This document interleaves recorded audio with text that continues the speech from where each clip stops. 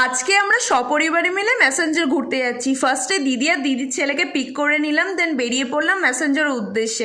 কিছুটা রাস্তা যাওয়ার পর আমরা একটা সাইডে দাঁড়িয়েছিলাম ব্রেকফাস্টটা সেরে নেওয়ার জন্য। এখানে আমি একটু পাগলামি করছিলাম সবার সাথে। ব্রেকফাস্ট শেষ হতে আমরা বেরিয়ে পড়লাম ম্যাসেঞ্জারের উদ্দেশ্যে। ওখান থেকে আরও 1.5 ঘন্টার রাস্তা ছিল। দেন ভালোই ভালো আমরা পৌঁছে গেলাম ম্যাসেঞ্জার। আর ঢুকেই দেখি যেমন ভিড় তেমনি রোদের তাপ।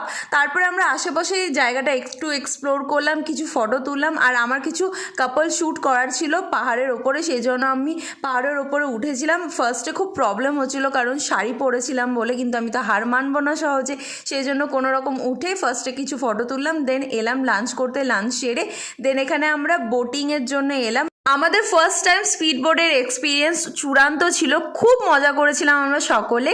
আর সব থেকে ভালো লাগছিল সানসেটের সময় আমরা সেই ভিউটা পেয়েছিলাম, সেই জন্য। যাক, ভিডিওটা একটা লাইক, কমেন্ট, শেয়ার, সাবস্ক্রাইব করতে ভুলো না। দেখাবো নেক্সট ভিডিওতে। ভালো